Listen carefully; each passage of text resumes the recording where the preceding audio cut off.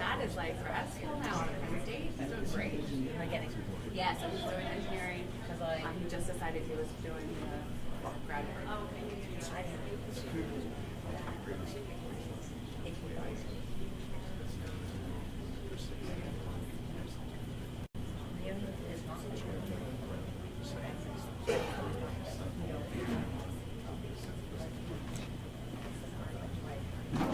But they're fun to relive.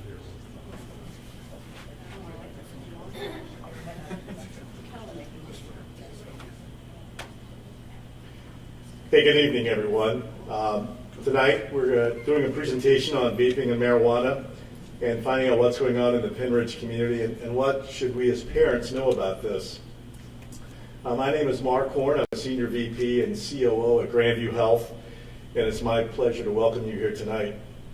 The Pennridge Community Partnership was created with the mission of equipping and empowering the residents of the Pennridge community with the resources they need to take action and initiate positive change for everyone's benefit. The partnership is comprised of Pennridge School District, and we thank them for the use of their property tonight, Grandview Health, St. Luke's Penn Foundation, our neighbor on Lawn Avenue, NAMI, the National Alliance on Mental Illness of Bucks County, Pennridge Regional Police Department, Chief Dickinson is here tonight, and then finally the Bucks County Department of Health, and specifically the Bucks County Suicide Task Force.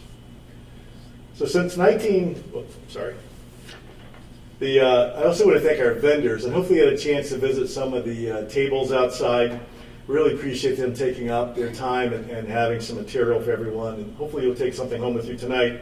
But our vendors include St. Luke's Penn Foundation. They have the interactive vape display, and then also the smoking cessation from St. Luke's University Health Network, Grandview Health, the Gwynedd Mercy University Respiratory Care Program, the interactive pig lung display, which is pretty fascinating, the Colby Academy and Recovery High School, NAMI from Bucks County, and Compass Counseling as well. So please stop by and thank those folks for showing up and for all the good work they do in our community.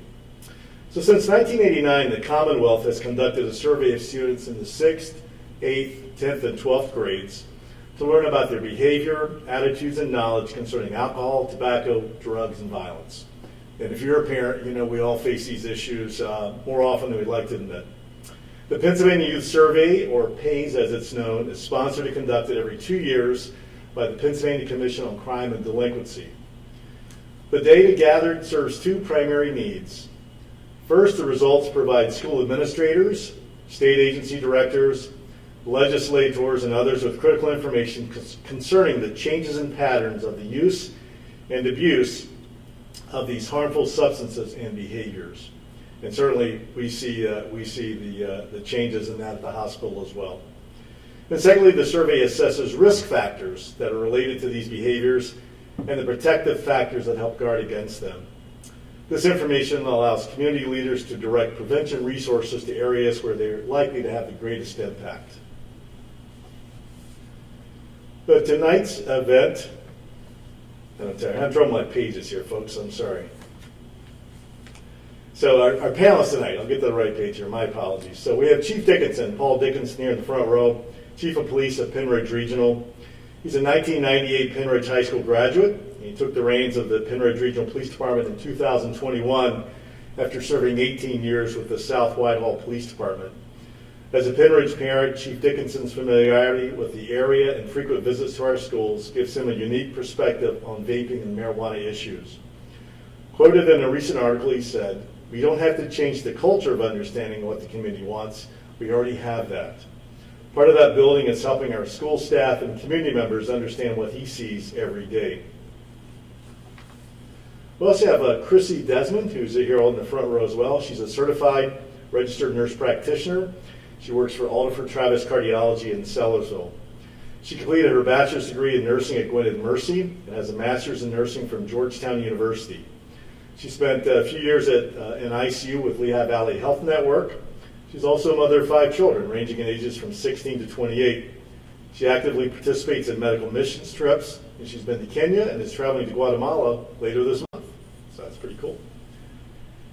Gibson George, MD, currently serves as medical director for Penn Foundation and has 7 years experience as an addiction psychiatrist. As the medical director, Dr. George oversees and maintains St. Luke's Penn Foundation's high standard of medical care. He supervises the medical staff, serves on the executive leadership team, and supports board initiatives as requested. He also provides psychiatric services for Penn Foundation's inpatient and outpatient drug and alcohol programs, and they're well known for all of those programs and do a tremendous job in our community. He believes strongly in a holistic approach to care that addresses all aspects of an individual's health. He believes that true healing includes physical health as well as becoming a functional and valuable member of society. He earned his medical degree in India and completed his residency at Albert Einstein Medical Center in Philadelphia with a fellowship at Mount Sinai Hospital in New York City. He is certified by the American Board of Psychiatry and Neurology. He is a member of the American Psychiatry Association, the American Academy of Addiction Psychiatry, the American Society of Addiction Medicine, the Pennsylvania Psychiatric Society, and the Philadelphia Psychiatric Society. So to get our conversation started tonight, we're going to have a video of a local youth, and it's going to show you how vaping has impacted his life. And as we all know, that addiction issues affect not only the patient, it's all the family members surrounding him. So without any further ado, we're going to turn it over and let you all see the video, and then we'll invite Chief Dickinson up to start the program. Thank you all very much for being here. We appreciate your time tonight.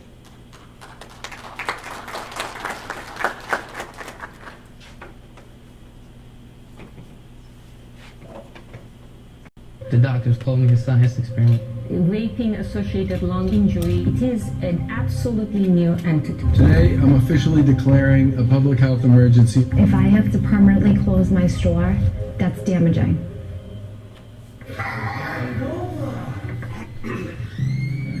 Hi, I'm Alexander. I'm 17. My mom's here. Her name's Carrie. Last year, I started vaping heavy in like the beginning of the school year, kinda. Vaping is just something all teenagers like to do. Some people like to do it just to make friends, get a cool image.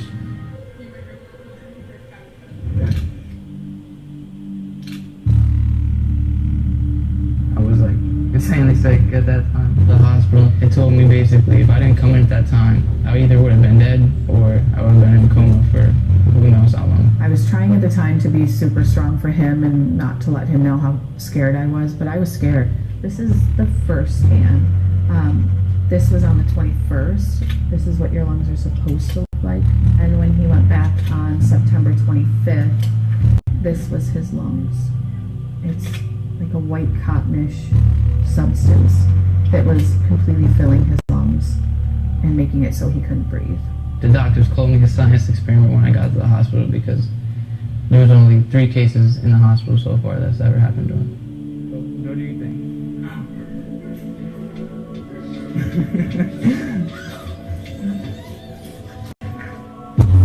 He said that they sell it right in the schools. They carry them in their backpacks, they sell them in bathrooms. Like the boys' bathroom gets like locked all the time just because they're vaping and stuff in the bathrooms. THC is basically just a wax form of marijuana put into a cartridge like a vape. You inhale it and you get high. I felt like it wouldn't happen to me. Like I just felt like it was like the people who they got it from was just bad, and like they just weren't doing it right or something. But like I guess that really wasn't the case. Turns out like I guess I was getting it from something that was bad too. So this is where I live. I guess it's my room. I love the New York Giants. This is my favorite team because they're the best, even though they're the worst right now. That's whatever. You forget about that. This is my dog Mac. I got him on Christmas. He's like my best bed. I don't know what I'd do without him. I didn't mean for any of this to happen. Like, I don't want any of this attention. Like, for me to be just sitting here, I don't like it, to be honest with you, because like I'm exposing myself, and it's embarrassing to me to begin with because I could have prevented this if I just stopped. It's every kid. These are, you know, your kids in marching band, your cheerleaders, your football players. They're all doing it. Your straight A students. It's so easily available, and if you aren't talking to your kid, you need to talk to your child. Right now I'm behind in school and I'm struggling. I'm worried about if it's gonna be permanent or not. I just want to get back to my regular life.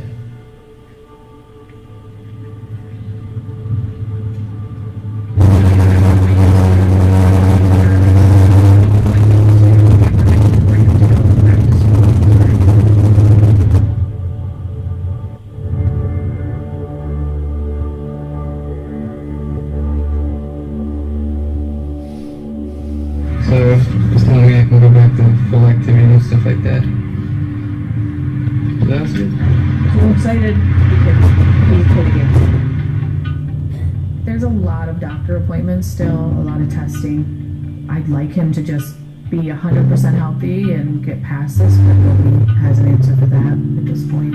I want him to go to college. I want him to.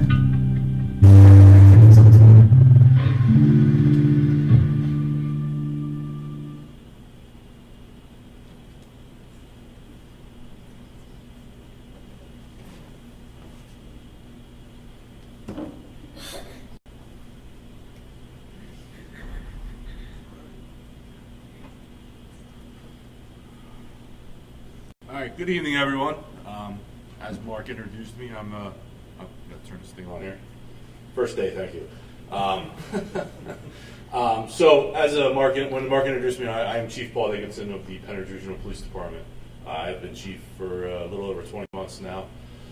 I do have a son who goes here to Pennridge High School.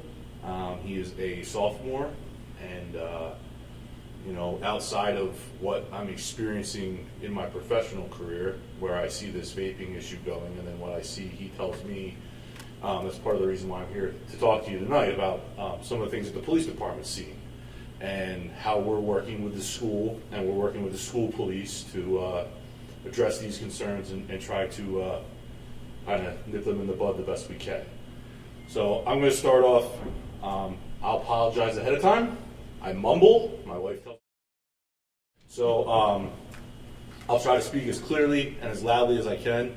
I'm going to briefly go over what a vape pen is, what we're seeing with the vape pens, what you need to be concerned about as a parent, things that you may hear your children talking about, or things you may hear your children's friends talking about, and then maybe some of what I tell you tonight will set off a green light in your head, and you'll know that you need to sit down and have a conversation with your child. So a vape pen is simply a device that heats up a nicotine or a THC oil to a temperature that turns it into a vapor. I'm pretty sure we're all familiar with what the vape pen is, what it looks like, but we'll go through these little things here just as a quick little refresher. The devices originally started using a high-frequency ultrasonic vibration to heat up the oils. They've now gone to a heater in a pen device that heats up the oil so it turns into a vapor, and then they inhale it into their lungs. It's usually battery powered, and basically they're putting an electronic device in their mouth and they're getting high from it, or they're getting nicotine from it. So while the study that the school district and the state have put together, the data here from Pennridge says that fewer students are using vapes than in previous years. 35% of them are using them to consume THC. While that is less than in 2019 when this study originated, we are still above the state average of 26%. So that's kind of a little bit concerning. One of the reasons why we need to have these discussions here with you. So one of the questions I get asked a lot when I speak to parents, when unfortunately they have a run-in with our department or with a surrounding department, is they want to know why their child's consuming the THC in the first place, but then they want to know how it's so easily accessible to them, or why it's so easy for them to use it in this form. So part of the reason why that is it vaporizes it, so it's not a smoke and it doesn't have that distinct odor that we all are probably familiar with, that we've probably smelled at concerts and sometimes when we're in public areas. It doesn't have that smell, so the lack of the smoke, it just looks like a vapor, and then when they're walking down their street or they're even walking through the school and they use that vape pen real quick, it looks like they're just using a regular vape pen, not consuming THC. So obviously that's a concern. It's easier for them to conceal the drug use. It's more easily transported. When you see some pictures up here of what the vape pens look like, you'll see why it's so easily transported and why a parent or a teacher or a sibling or anybody who is concerned about that child could overlook this. And then it's also cleaner, it's disposable cartridges, and it's one handheld device, which is battery powered. So there's two types of vape pens that we normally run into. There's a closed pod system. So the closed pod system is, it has an electronic device that charges, and then it has a cartridge that you put inside of it. So usually those cartridges were intended to be nicotine. As with all technology, we always find a way how to use it. We usually can find people who will find a way to use it maybe the way that's not expected to be used. So they started developing THC oil, getting them into these cartridges, and then using it. Now, a closed pod system is usually what we run into with legal medical marijuana, because they'll buy it from a person with a legal marijuana card will buy it from a dispensary, and then they will use that closed pod system to consume the marijuana. It's much stronger. Medical marijuana is much stronger than what our kids are probably using, and it's more regulated, obviously, and it's legal in most senses, but obviously it's not legal for our 16, 17, 15-year-old children if you don't have a medical marijuana card. And then there's the open and the refillable systems. So these are the systems where you get a disposable, you don't have a disposable pod. So the pod is refillable. They can consume it and fill it with whatever type of THC or whatever type of nicotine flavoring that they want. They come in these distinct looking packages here. If you saw them real quickly, you would even think that it's a pack of gum. It's a fruit flavored gum. It's not a pod for a smoking device. And sometimes, like the one up there in the top corner of the the one looks like a portable mouse. It's smaller than that, but you could distinctly confuse that with a handheld mouse with a USB. And then the other one, you could even argue that is a USB device that you would stick into your computer. Usually, that's how they charge them. They use a USB similar to your cell phone. They use a block and a cord, and they charge just like anything else. That's what we see more. That's more what my experience is here in this area of what the kids here at the school are having on them, an open system where they can fill it. We're running into some of the closed systems, but these are the more accessible. They're also a little cheaper, and they're easier to get the pods for. So I said, there's things that you're going to hear your children say, or you may read in their text messages, or they accidentally send the wrong text message to the wrong person, and it has hey, I need some juice, liquid E or E juice. That's the liquid that they vaporize inside the vape device. Or carts, you hear them say, hey, I need more carts. My carts are empty. That's the refillable juice container. Blanks, empty cartridges. I have blanks right now. I need more. One of the things that I experienced before I came to this area was a lot of the ghosting. So what they'll do is they'll suck in as much of the vape as they can, and then they try to see who can pull the most, and then that makes them real macho and real tough, and then they won't exhale it for a long period of time. And I'm sure that some of the people who are going to come up here are much more educated than I am about this. They're going to explain to you why that's so bad for their lungs, and especially in their undeveloped lungs. Hookah stick. We're all familiar with what a hookah is, but a hookah stick, they're referring to the flavored vape pen and what flavor it is. Usually fruity in flavor, and it's also the disposable type. Dank refers to the class of counterfeit brand of the carts. So what we've run into with some of these counterfeits is that you can easily order these things off of Amazon. You can just go on Amazon, you can order the cartridges, they'll be empty, they won't have anything in them, but they would be referred to as danks. Clouds is the vape that comes out of there, or cloud chaser, someone uses it and it makes a big cloud of vape. You're driving down the road, you see all the vape pop out of the car, out of the windows. That could be something where you have a cloud or a cloud chaser. Dab or dab pen is commonly used. That's what they'll use. Hey, I'm going to dab. Hey, pass me my dab pen. That's usually when they're consuming THC. A skin is basically a sticker that they wrap, similar to what you would wrap around your phone, so that they can personalize it. Make the vape device their own. I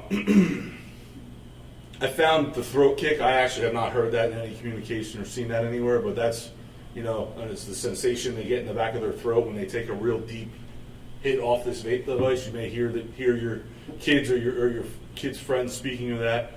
Excuse me. And then 0 is the user who does not release the e-cig vapor, so they'll inhale it and they just hold on to it. Again, makes them look macho, makes them look tough. You know, these are the slang terms that you can find on the internet. We're seeing them sometimes in our investigations on cell phones. You may see them in your kids' text messages if you're fortunate enough to get into your kids' phones. I know that my 16-year-old, if I tried to get his phone, it would be the end of the world. But you know, I have older children too that when we tried to get their cell phones earlier, and you know, when I wasn't as bright, I thought I was a tough guy rolling around the floor with a 16-year-old trying to get his phone because he wouldn't show us what he had on his phone. You know, that is the stuff that you may see. So I'm going to go into the current trends. This is really what the crux of why I'm here to talk about this stuff. So the use of social media. We're going to go into one specific case that we had generated that actually began here at the school by someone who came into contact with the school police, and they were forwarded to us. They're using their social media and their social media devices, and they're using their cell phones. They're getting smart.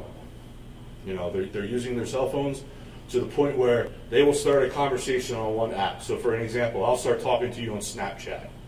Well, if you're not familiar with Snapchat, if I send you a Snapchat, it disappears after a certain period of time. So I can send you a Snapchat, and one of the things that we're running into, just not in these drug investigations, but also in some of the sexual predator type stuff that we're running into, is they'll have a large following on Snapchat. They won't even know who these people are. You know, they're kids that go to 4 schools over from them, but they're friends on Snapchat. Because what they can do is they can just send a mass request out, and then they'll all accept each other. So what they'll do is they'll start conversation on their social media, on their Snapchat, in their messengers, their DMs on Instagram, and they'll start using this language, and then they'll get in touch with a dealer. So once they get in touch with the dealer, what they'll do, the case specifically that we had, is they get in touch with that dealer. Hey, you know so-and-so. Yeah, I know so-and-so. And then they will say, hey, I'm trying to get hooked up, or trying to get some cards. I'm all blanks. Blah, blah, blah, blah, blah. They use that language. The case that we were working on for a long period of time, that person would then send a link in another app completely outside your more common apps, your Instagrams, your Snapchat. You know, most kids don't use Facebook, but Facebook, those type of things. And they'll go into like out of the WhatsApp apps, or they'll go into, I believe the app that they were using in this situation was called Paradigm, or something of that nature, where it just was a text off of internet, and they would send basically a list or a menu of what they could provide. So then they would then respond through Venmo. So I don't know how many of your kids have Venmo or how many of you have Venmo, but hey mom, I need to Venmo Joey. Just throwing that name out there, I'm not saying anything in particular. I need to Venmo Joey $50. And you go, oh, what's that for? Oh, I borrowed $50, or you know, lunch money, or what, you know, whatever excuse they give you. Gas money because he's been driving me to school. And basically what they're doing is they're purchasing drugs through your Venmo app. So that's how we found out about this case in particular. It was a Venmo purchase that mom didn't know anything about. And then mom was like, well, what's this from? Who's, I'm not going to use the name, but it was a slang term for illegal contraband. And he finally came clean with his parents. They called us. I think somehow the school was involved. And, you know, we started trying to track her down, but track this person down. And once we started tracking them down, they got wind of it, and then they just went on to a new platform.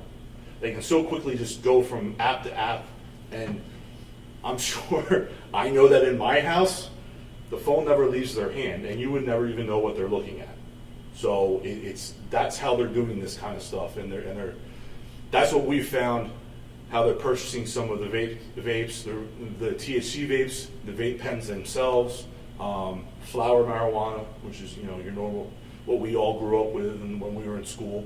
You know, and they're also expanding into other drugs too, the edibles, and you can order this stuff from other states and they'll ship it to you if you're of age. You can get it on the black market on the web. They'll ship it to you. And then what these people are doing, or these individuals are doing, then they're selling the drugs through these apps to the students here at the school, and to their friends and their friends' friends, and then they have a pretty big business going. So we see it through that. We see it through friends and contacts, obviously, just like we all kind of grew up with and probably may have experienced ourselves.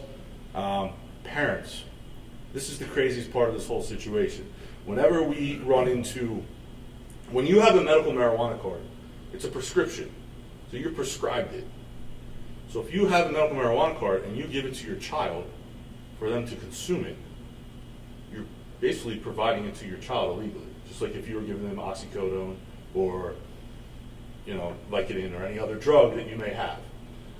We do run into that occasionally, not so much, thankfully, but that will always be in a closed pod system, because that's the only way you can consume marijuana in the state of Pennsylvania is through a vape device or through a butter or you can't smoke a flower marijuana. You have to vape it. So we have run into that a little bit, not so much, thankfully. I actually don't think I've ever seen it since I've been chief here, but in my previous department we saw it occasionally. And then I just quickly went online the other day when I was preparing for this, and I said, hey, where can I get marijuana vape oil at? And to my surprise, you can make it very similar to making butter, like when you would make a cannabis brownie or anything like that. You can make your own vape oil. Now, the scary part about that is you have people who are not educated in science and educated in what's going into these devices, and then they're inhaling it into their lungs and they're getting high off of it. And we also see I don't know specifically in this area, but places have seen it where they are putting fentanyl in it and they're using it to smoke it as a THC pen, and it has fentanyl in it, and that completely changes the game everywhere, because they think they're just getting a normal high and then they're using fentanyl. So the biggest thing that I can say to you from the law enforcement perspective, and what we're seeing here at Pennridge specifically, the large majority of our marijuana arrests right now that we're having are coming from the school. Now that's a twofold problem, okay? Well, it's a twofold situation, it's not really a problem. It means the school's recognizing that there's a problem in the school, and the second part of it is that juvenile probation is recognizing that the cases need to go to a next level in the prosecution. Myself and the school police officer, Joe Gallo, and Dan Branch, we sat down, we had some discussions, we included probation into this problem because it's such an issue that they're seeing with people going into the bathrooms and using vape pens, plus all the other Snapchat challenges and all the things that they were doing for such a long period of time. And we got juvenile probation involved, and we worked towards making sure that if they are found in possession of it, they go to juvenile probation and they start them through the process. One of the things that, at first I was like, okay, so every single kid that has a vape pen in the school, we're going to arrest them and send them through the juvenile probation system. What I got back from juvenile probation is that what they're finding is they're using these vape pens, but they're also using other drugs on top of it. So the vape pens are much easier to use because, for the reasons I stated before, they can conceal it. You see them walking down the street, you think they're just using a regular vape, but they're consuming marijuana. And then they're using other drugs. I mean, I've heard stories from friends of mine where their kids are sitting in the house with them using the vape device because they think that it's safer for their child to use a tobacco vape device, but they're actually using marijuana right there in front of them. You just have to be aware of what you're doing and how you're doing it, and have these conversations with your children. Because honestly, these things have changed our lives so dramatically. They're constantly in our hands. I'm guilty of it all the time. It's in my hand right now. But our kids are using them. And their kids are getting them at a much younger age. Like, we're giving them to 8-9-year-old kids now, and they're focused on these devices. And they all have TikTok accounts, and they all have, Snapchats, and you don't know who they're talking to or what they're talking to, and you really need to make sure that you're having those conversations with your kids and paying more attention to their behaviors and making sure that they can come talk to you and they can voice their concerns to you, and you know what they're doing and where they're going and who they're with. I know it's very hard these days with the devices because they're talking. Like I said, you Snapchat someone who's 4 school districts over, and they're hanging out the next night, and you have no idea who this person is or anything about them. When 20 years ago, when I was growing up, or when we were growing up, our parents knew most of our friends' parents, and the problem is that now we don't have that. I can walk through the store with my daughter, who's 10, or with my 15-year-old son, my 16-year-old son, sorry, and he can see someone he goes to school with. They don't even say hello to each other. They just put blinders up. And I remember saying to my daughter just the other day, he lives right behind us. Why aren't you saying hi to Jalen? She's like, oh, we don't talk like that, Dad. We talk on messages. And I'm like, we're in trouble, But you got totally off. I do that. I get off topic. I apologize. But, these are the things that we have to be concerned about. My main point here is that I think that a lot of this it's not much different than what we experienced when we were growing up. In the way that it's the way that they're getting it. It's more easily accessible because they have these devices and they can message and they can hide it better than making a phone call where, you're answering the phone because you're making the phone, that type of stuff. We have to be more aware of what's going on with our children in general. That's really all I have. I'm going to send it on to Christy. Our next speaker here. Oops, I went the wrong way. I'm still going the wrong way. Okay, you setting me up for There you success. go. There you go.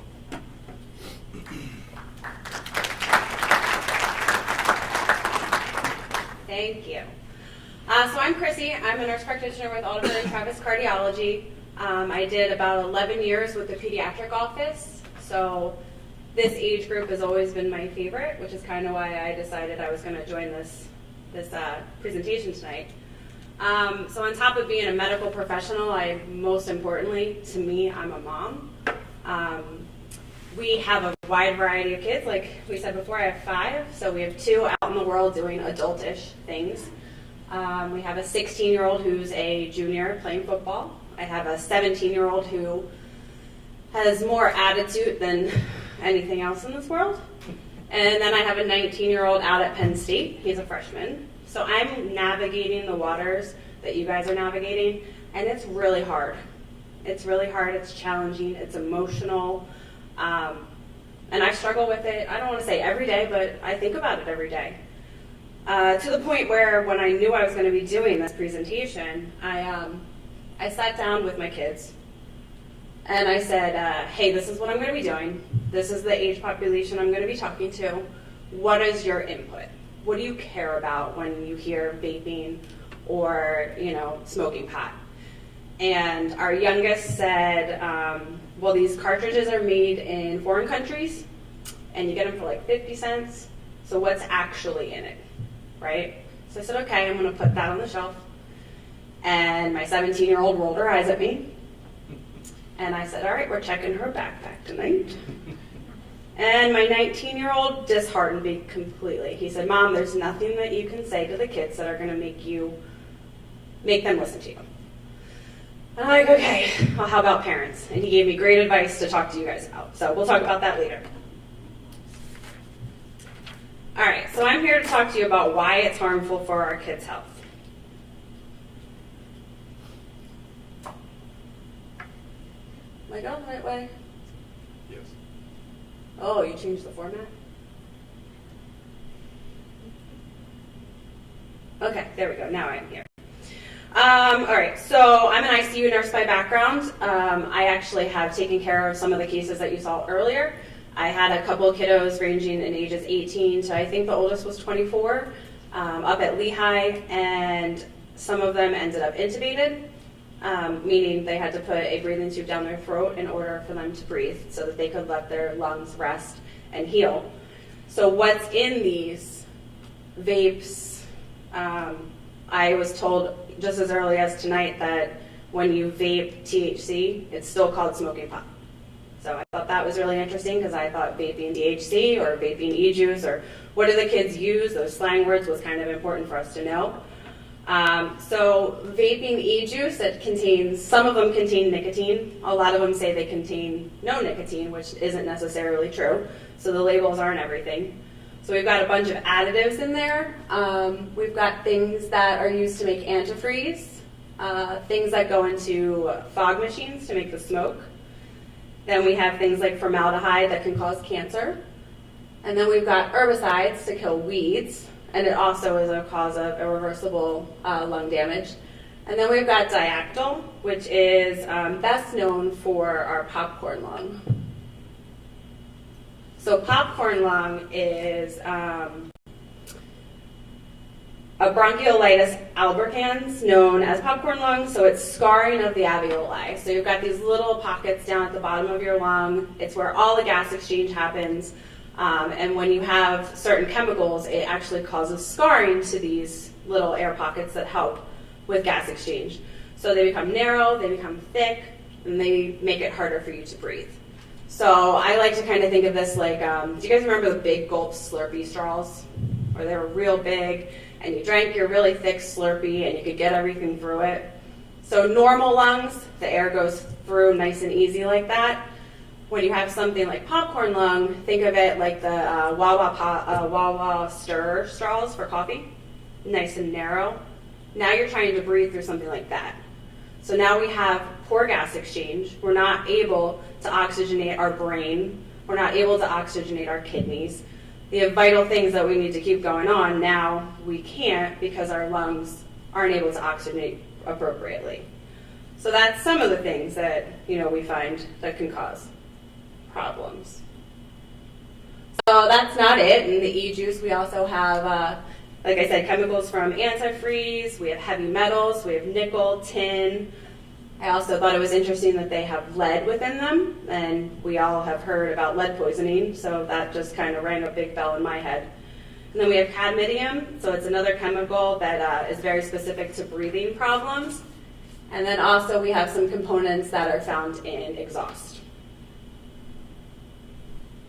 So, on top of all that, we have all these other additives that spruce this up to make it smell good, make it, I guess, taste good, and then they give it fun names, right? They call it cotton candy flavored, or cocoa pebbles, or fruity pebbles, and then that makes it hip and cool.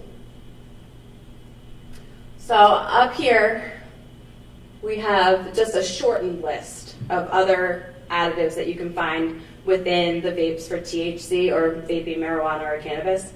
I didn't put them all up here, guys, because it really depends on the type that you're using, what they're putting in it. And this is across the board. So you get it from a dispensary, you can actually have an ingredient list, and it's going to look something similar to this. You don't actually know fully what's in it. So I think the problem that we're facing is that it's legal, they think it's safe. The kids are saying, well, it's legal. It doesn't necessarily mean it's safe.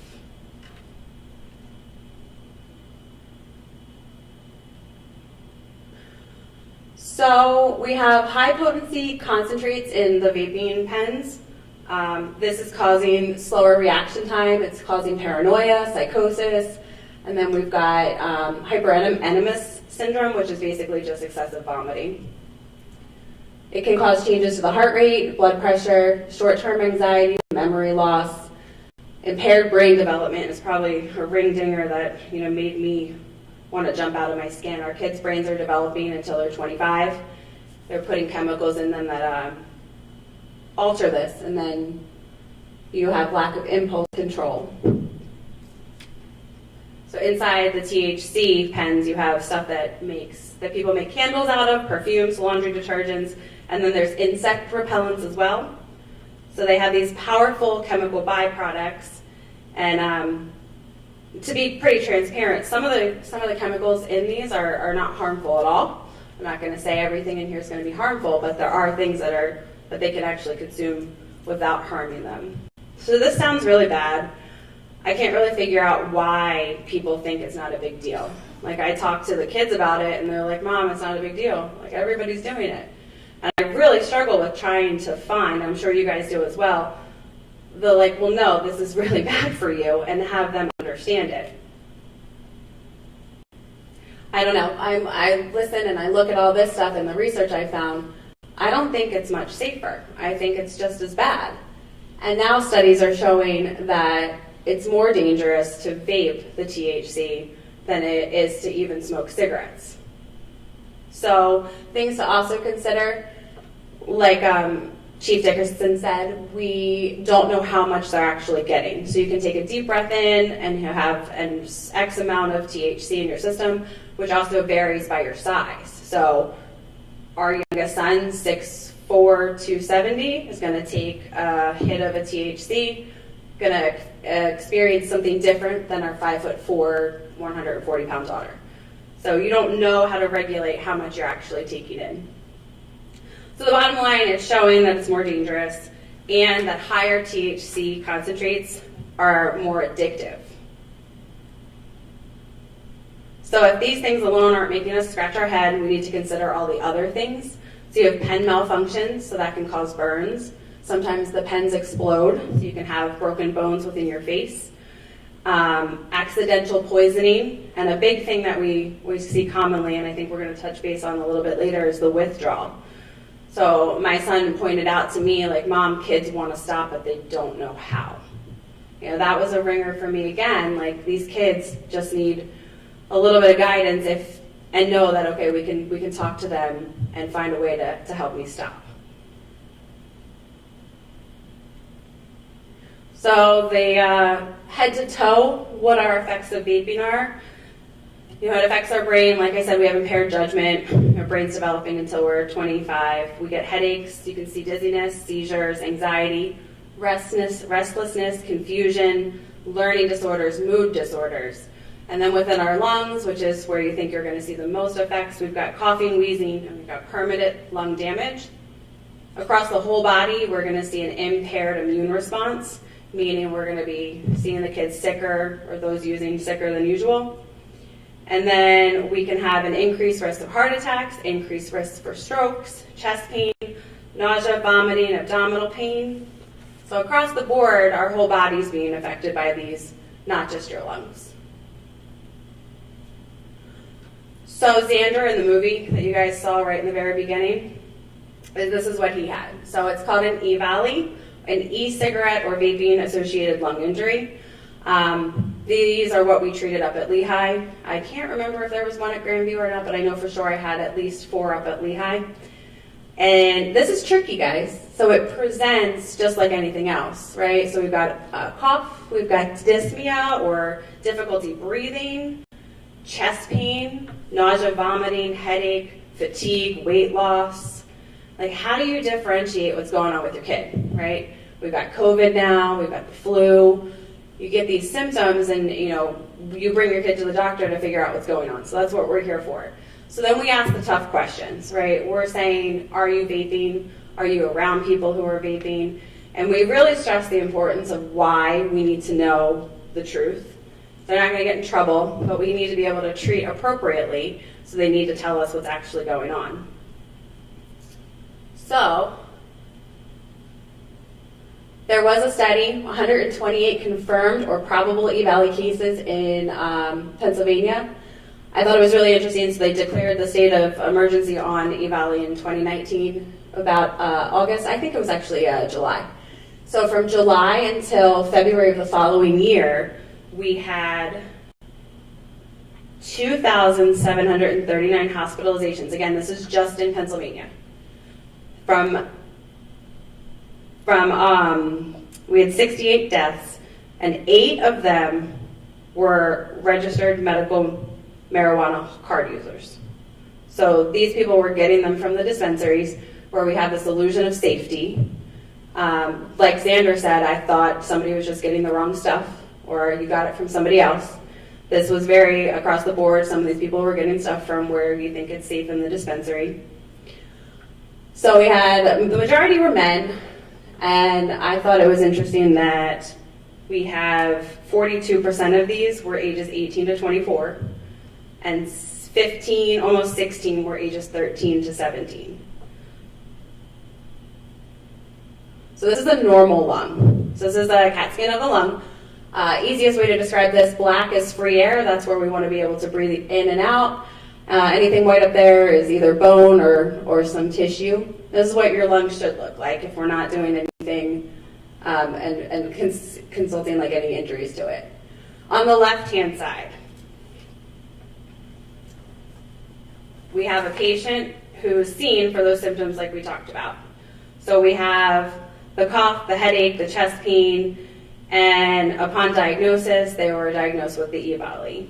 So on the right side is actually post-treatment. So left is injury, active, in the ICU, within the hospital, us, doing the measures that we can, steroids. Eventually this patient was intubated. Steroids were given, and the right side is about 6 to 8 weeks post-extubation. So he no longer had the breathing tube. This was him breathing on his own. But the damage is still hanging out, still there, and you can see it pretty apparently. Not a lot of free black space on that left side. Another thing I thought was pretty interesting is out of this study, 32%, which was the same number as our 18 to 24-year-olds, right? So equally, we had hospital stays greater than 10 days, people that were intubated, people requiring CPAP or BiPAP, so that's a face mask that goes over your face, pushing air down into your lungs to help you oxygenate correctly. And our percentage was actually higher than the rest of the United States. And then 20% of that required something called ECMO. So ECMO is something where they put a centralized vein in your mostly neck, and they take the blood out of your body, filter it through a filtration system, and then back into your body to give your lungs a break. So some of these, 20%, were so severe, these patients required ECMO to help heal their lungs.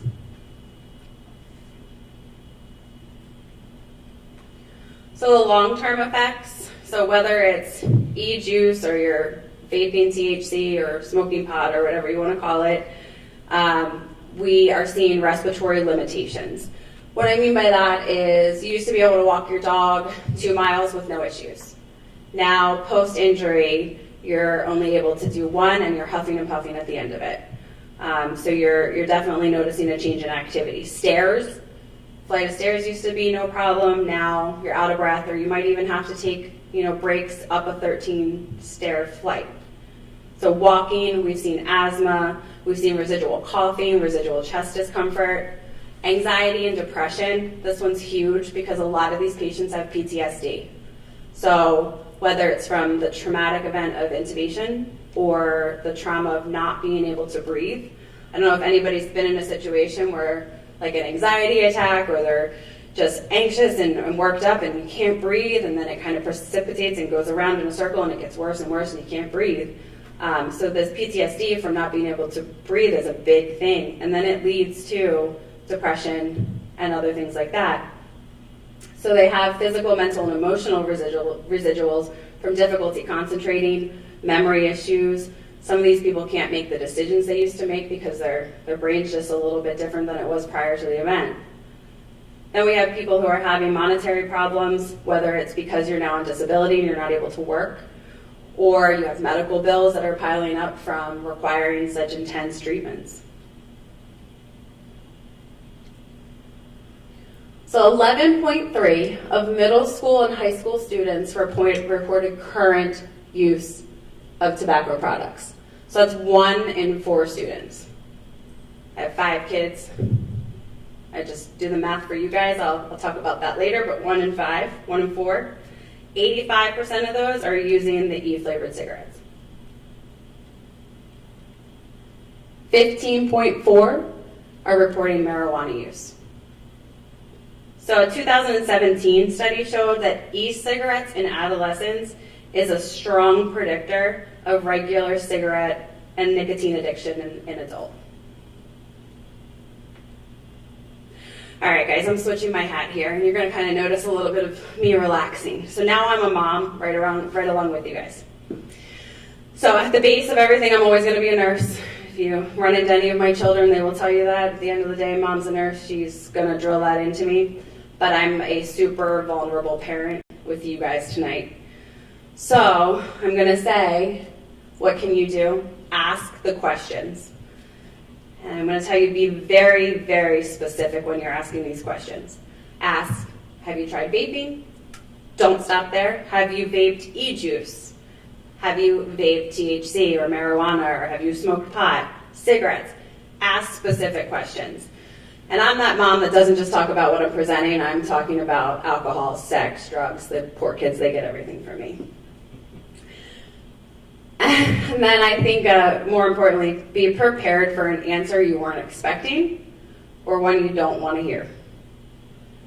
So, my 19-year-old out at Penn State comes home, tells me nothing I can say to the kids is going to reach them. But oh, by the way, Mom, I've been smoking pot for a little bit. Oh, I saw somebody's face make like an O. 4.0, AP student. He got in and applied to the 2 schools that he wanted, Penn State and Pitt. Got into both of them. He was so anti-vaping in conversation, I would have bet you guys money that no way. Absolutely not. Then I had this conversation, and boy, was I snowballed. So I had no idea. My husband, he would probably tell you, yeah, I saw that one coming. I didn't. So I'm still working through this stuff with you guys. It's the kids playing sports. It's the AP students. It's your completely typical, normal, average student. It's across the board. So if you think your kid's not doing it, I want you guys just to use me as an example. I didn't think so either. I had no reason to think so. 4.2, Penn State, and I was snowballed. So just make sure you're asking the questions and make sure you're looking into things. And then continue to educate them on their brain development, educate them on their health and why this is so important and why you guys are so on top of this, because I'm right here with you guys. So after we came down from, this big revelation, he's like, all right, Mom, this is what I think that parents need to hear. So from a 19-year-old, parents need to hear that there needs to be consequences. So you have the conversations with your kids. This is what I expect of you. This is what happens if you don't reach those expectations. If I catch you doing this, this is the consequence. And then the follow through. He said so many times he's seen kids be told there was going to be consequences and then no follow through. So I thought that was important for you guys to hear. Lay those foundations and then stick with them. And then I say be a role model, emulate what you want to see in your kids. He says that the middle schoolers look up to the high schoolers and it's a perpetual cycle. So somehow we have to stop the cycle. I don't have that answer for us, but the Amazon, the online deliveries, the apps, the friends who have a medical marijuana card and they're giving their friends their pens. There's got to be some way for us to fix this. I'm just not sure what it is. We all need to work together to kind of figure that out. So I then say be honest, practice what you preach. The kids ask me a question. Sometimes I have to take a step back and say, oh, I really got to answer this honestly. And then I do. And I say, I made poor choices when I was younger, and I'm trying to educate you so that you're not making the choices that I made for that reason. And then I think it's important for us, and I think we're going to hear this a lot more when Penn Foundation comes up here, what else is going on? So, is there some social aspects that we're missing? Is something going on at school? Education issues, social issues? Did they just break up with their boyfriend or girlfriend? Is the family going through some struggles, financial, divorce, things like that? Is there an underlying reason that the kids are turning to this, or is it just peer pressure, or is it just addiction? And then you guys are going to get a whole lot of resources tonight. You reach out to counselors, teachers, your medical professional, your teams. And I also encourage you guys to talk to each other, because you don't realize who's going through the same stuff, or worse, until you are a little bit vulnerable and say, hey, this is what I'm going through. The kids want to stop. It's what I've heard, at least. Some do, some don't, but if it is an addiction, so we need to work together to try and figure out how to get the kids the resources that they need. And I think that that's the next part. So I'm going to leave you guys with that and just say, keep talking to the kids. It's what we can do. Be vulnerable, be honest, and we'll do what we can together.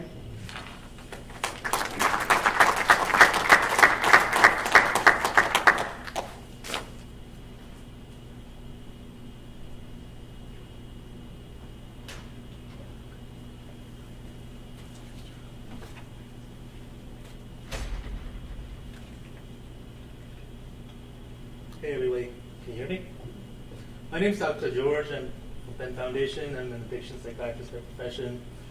I deal with people with a lot of different addiction issues. So They thought it was a good idea to talk a little bit about addictions and what that is, what that means, and how our society sees it nowadays. So, yes, a lot of marijuana use leads to addictions, and that is an illness, and that is something our society is still coming to terms with. So I thought maybe I'd start. Oh, sorry, wrong direction. By kind of having a generalized definition of addiction. So it's something that you wouldn't be able to stop doing, regardless of how bad things got around you. But whether it's health, whether it's your career, whether it's your family and relationships, all of that stuff gets worse, but you're not able to stop doing what you're doing. Now, in here it mentions drugs, but I can tell you it isn't more than drugs. There are all kinds of things in this world people can get addicted to. The internet, gambling, all kinds of stuff. But the basic pathway of how somebody is addicted to whatever it is that you're addicted to is kind of similar. So just to explain this, and I'm going a little technical here, but bear with me. I think you'll get this. In our heads, in our brains, there's something called the reward pathway, which is basically it's our brain telling us, hey, that's good, I need more of that, right? So the biggest chemical in this is dopamine. Dopamine is the chemical that is used in the reward pathway. You see the little blue spot there? That's an area where the reward pathway starts from. So every time something good happens, something something that you like you get a hug, you eat your favorite food, all of that stuff, you have a good social interaction with somebody. Anytime something like that happens, that little blue spot there, it pumps out a lot of dopamine. It pumps up dopamine to 4 parts of your brain, okay? The memory part, the part that controls your emotions, what makes you feel good, what makes you feel bad, right? The motor part, motor basically means movement, things that, your body moving. And the last part is attention and planning, which is like the front part of the head, and then what humans have, or what the animals have, where we can plan, we can problem solve and stuff like that. So think of this. Think of you having your favorite ice cream. Yeah, think of you're gonna probably watch your favorite show, okay, on TV. So what happens in your head is every time you do something you really like, that dopamine from that little blue spot gets pumped out to these different parts. Goes to the emotion part. The emotion part goes, oh wow, this is good. I like this. You laughed at a comedy show. Wow, this makes you feel good, right? It goes to the memory part. The memory part of the brain says, you know what, I should remember this. Where was I? What was I eating? Right? Who was I with? Right? It remembers all the things that was around you in your environment when that thing happened, when that good stimulus or whatever it was, that cake or what that show happened. The motor part, that tells you what to do to make that happen. Okay, yeah, you need to pick up that spoon, you need to scoop that little ice cream, you need to put, so that tells your brain which parts, which muscles to move to make that thing happen again. And the planning part, that's the part that's focus is on what is good. Ignore everything else, focus on what's making you feel good. Put them all together, and then and what happens is you do that again. This whole process of that, if it's a cake, you get that again, you take another scoop. If it's a show you're watching, you go back and watch the show again. When you watch it the second time, this whole thing happens again. So it keeps going over and over again, and every time it happens, you keep wanting to do more and more of it. Now, this is good because food uses this pathway so we don't go hungry, right? Even sex goes to the same pathway. We want to do more of it, so what? Humans procreate. But drugs, unfortunately, they do it 1,000 times more. 1,000 times more. So that a little of that drug, because the kind of the recycling of these neurotransmitters is so much more that you wouldn't want to do anything else. They actually did a study on rats. They pumped this drug straight into that little spot in their head. And put a lever there, that every time they touch that, they would get this rush in their head. And these rats couldn't do anything else but go and keep on hitting on that lever. They would go hungry. They would keep food next to it. They would go hungry, but they don't want that. They want to have this. So that's the biological kind of basis of addictions. That's where it all, that's what I want you guys to understand is people talk about willpower, or you just can say no. You can say no to it. There are choices. There is part of it is making choices, but I also want you to understand there is a biological part to this. There is proof to show that even if you want to, there are some things that can make changes in your brain to make you want to go do that thing again, whatever it is. So specifically about cannabis, yeah. So nowadays people kind of glorify it, and people think that this is like, oh wow, yeah, that's so cool to be doing that, and also it's that, oh, it's not like the other drugs. That's not so bad. This is something I can always have under control. But remember, that's the same fallacy that people have been having with drugs, because we can just say no. Yeah, that's like the kids also think, I can do this once, I can do this twice. After that, I can choose to stop. But that's not how addiction works, right? You know that, and I also have to tell you, it's not everybody. It's not everybody, but some people can start like that and get, becomes a problem for them. So where are we as a society? So for the past 100 years, we've been demonizing cannabis, saying that all kinds of things that cannabis, which was really not true, in terms of what consequences of cannabis can be. And what happened because of that, I think, is we were not able to really study this. We were prevented from studying this. So some of the therapeutic effects of cannabis was really not known. But now, on the other hand, we've become more and more comfortable with the therapeutic cannabis, with medical marijuana. We've kind of swung the other way. Now you have people saying, marijuana saves lives. Marijuana, and conspiracy theories that go like the FDA is concealing, evidence that marijuana can cure cancer. So I want you guys to understand, don't get bogged up on this, okay? Stick to the facts. And I think if you can be honest and stick to the facts, you will get the best out of your kids.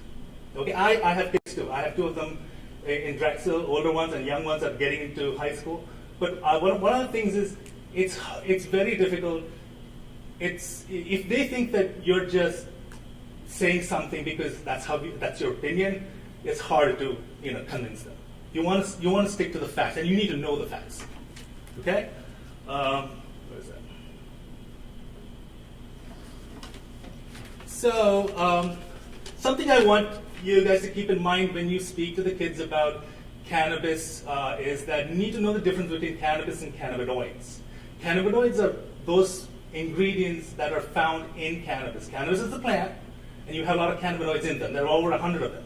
Okay, so when they talk about how how marijuana helps with nausea, it helps with hunger, it helps with epilepsy. Yeah, well, those studies were done on specific cannabinoids. It was not the entire plant, right? So when you make an argument, don't get mixed up in that argument with them, because that's not what it is. It's not that you can smoke weed and it's going to be good for you. It's those specific things that those studies were talking about. Okay, that's different. And also, the most common cannabinoids that research has been on is the THC, which is tetrahydrocannabinol, and the CBD, the cannabidiols. The THC, that's the one that gets them high. That's the one that causes the high in marijuana. Look at that graph. That is the seized marijuana, but DEA seized marijuana, and that's the THC quantity in the marijuana that they seized over the last several years. Since the 90s, it has tripled. The amount of, and that's the kind of stuff that it's nothing like what it used to be back in the day, right? Some of you might know what this is, but I thought this was fascinating because these are all the way it presents, the way it comes. Not just the bud. Back in the day, it was just the bud, the vapes, the edibles, the wax. The wax contained more than 90% of THC in it. And if you look at it, does it even, I don't know, it doesn't look like a drug, right? So facts that you guys would like to know. 1 in every 5 lifetime cannabis users will be diagnosed as cannabis use disorder, which is a DSM diagnosis. 1 in 5 of them. 1 in 4 of those who are diagnosed with cannabis use disorders are considered severe. They end up having severe cannabis use disorder, which means they need to be in treatment. They need to go into treatment, whether it's outpatient, inpatient, whatever. Right? And 1 in 2 of those who are severe, they're non-functional. That means if they're not in school, they don't have a job, they really don't do anything at all. So if you know people who smoke or use cannabis, do the math. You can do the math. The earlier you start using, the higher likelihood you're going to have cannabis use disorder. Some of this was already spoken about, so I'm not going to go into too much details about this. I have people tell me, vaping is so much better than smoking cigarettes. Vaping nicotine is so much better than smoking cigarettes.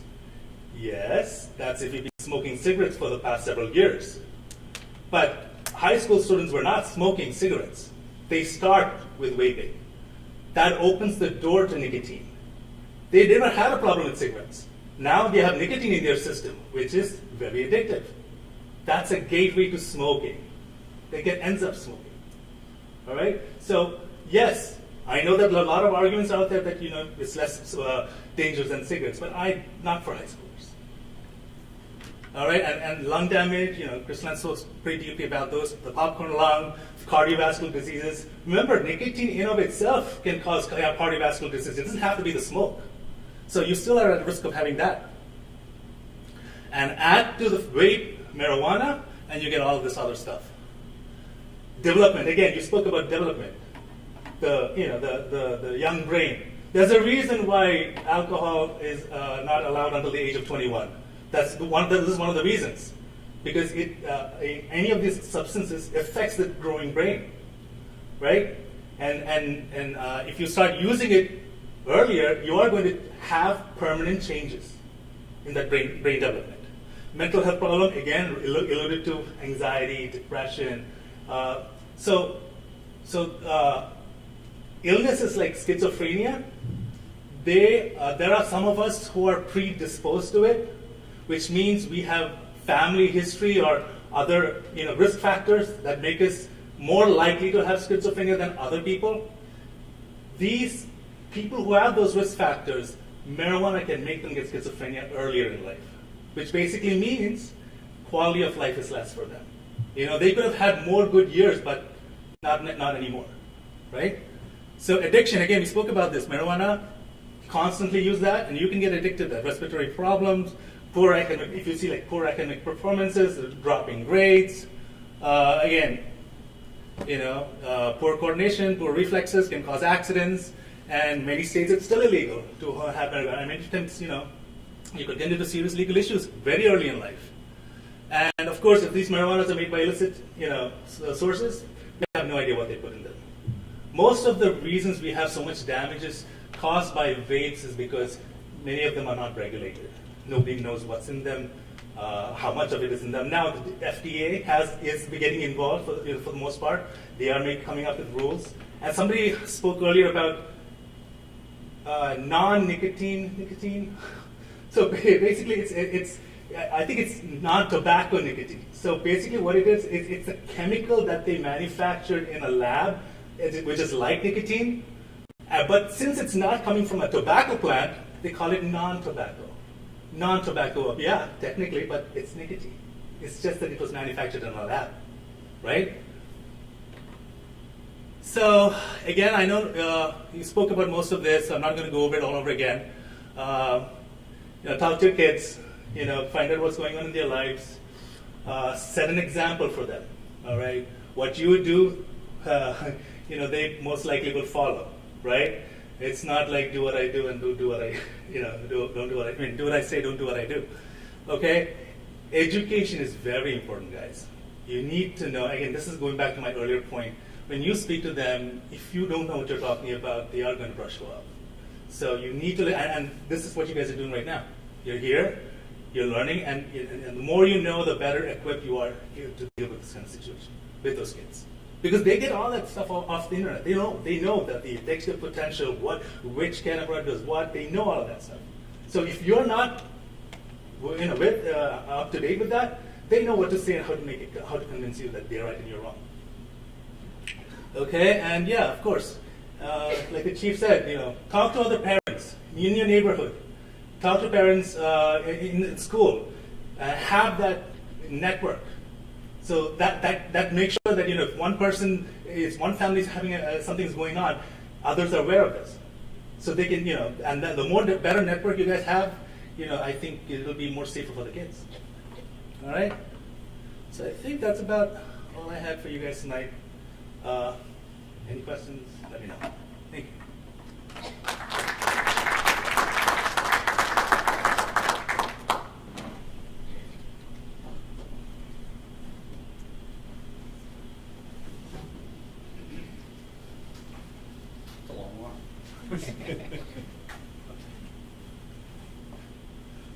Hi, everyone.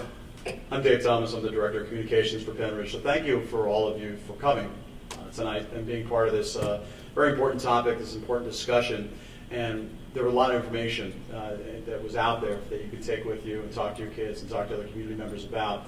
And we always invite you to also collaborate with these professionals in their own setting as well if you do have questions or you want to follow up in any way. We did open up the forum before the event for some questions, and we got some questions ahead of time, and we wanted to address those now. So I asked Dr. Bolton, our superintendent of schools, to come down, and we have some questions specifically for some of the folks that you've heard from today. So one of the first questions, and this one actually is going to be for you, Chrissy. What are the best strategies for parents to prevent their children from trying drugs? Address that. All right, so preventing them from trying drugs, that's really kind of tough, right? Because we're not with them every second of every day. But again, we need to educate them, be open and honest of why this is harmful for their health. A tool I gave my kids growing up that I think they had claimed worked was giving them an out, right? So kind of like when you hear the parents say, like, you have a code word if you're at a party where you're uncomfortable.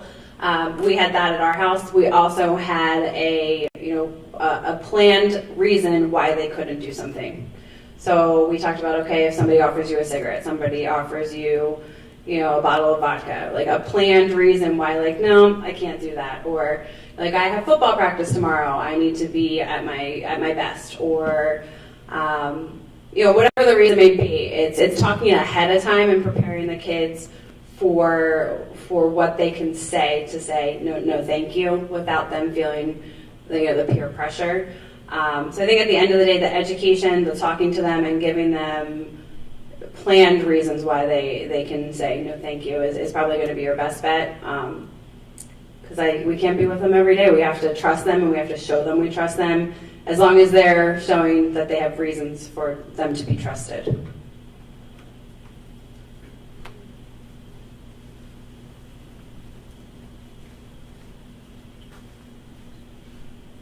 Next one is for Dr. Bolton, and as he comes down, just want to also tell you too, so the format tonight was intentional to not have a Q&A here, but we always encourage you to have those conversations out in the hallway with these professionals.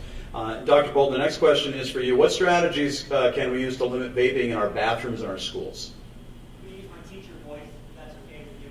So, first of all, we love ideas, but it's something that we talk about all the time, although I appreciate what Dr. George said in terms of education, right? Not just education for the adults that work with students or their children, but our curriculum has 3 specific spots between grades 7 and 10 where this is a significant unit of what we talk about.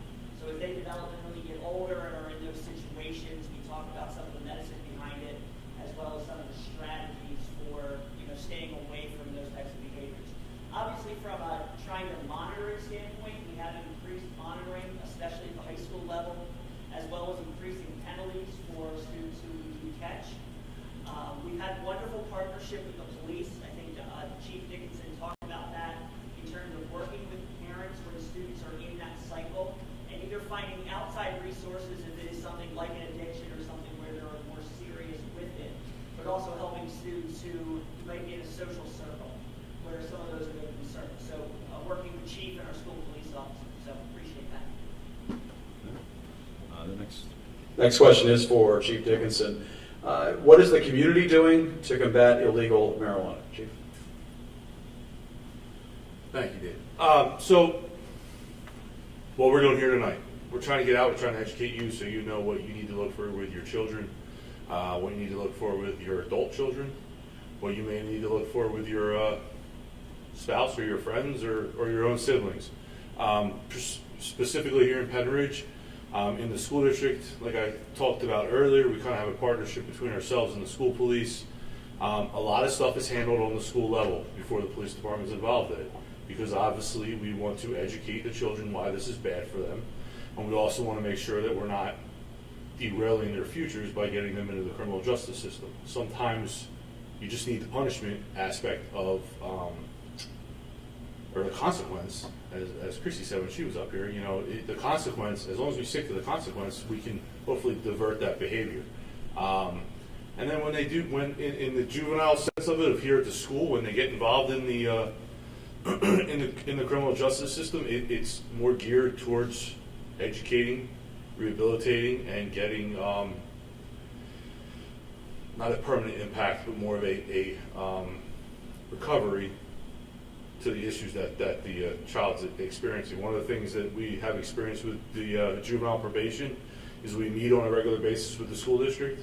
So we're exchanging information, exchanging ideas, and then we try to get together and put these programs into place. It's a problem. Drug use is going to be a problem. It was a problem when I was a kid. It was a problem when some of you were kids. It's a problem for some of us maybe in this room. Dr. George talked about addiction. I have my own addictions.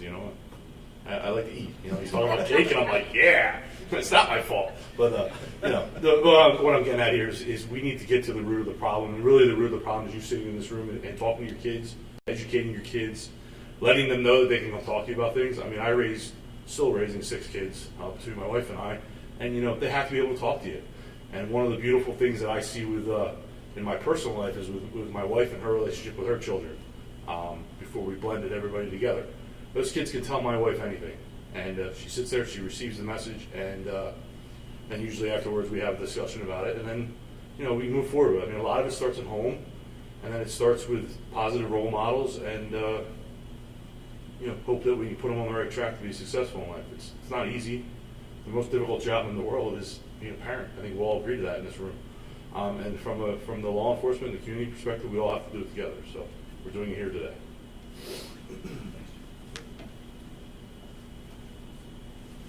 The final question is for Dr. Bolton again. The PACE survey has been used for 20 years in Pennridge. If that survey goes away or participation is limited, what other data is available on these topics? Well, first of all, before I answer that, I want to thank Ms. Desmond and Dr. George and Chief Dickinson, not only for your information, but for your vulnerability.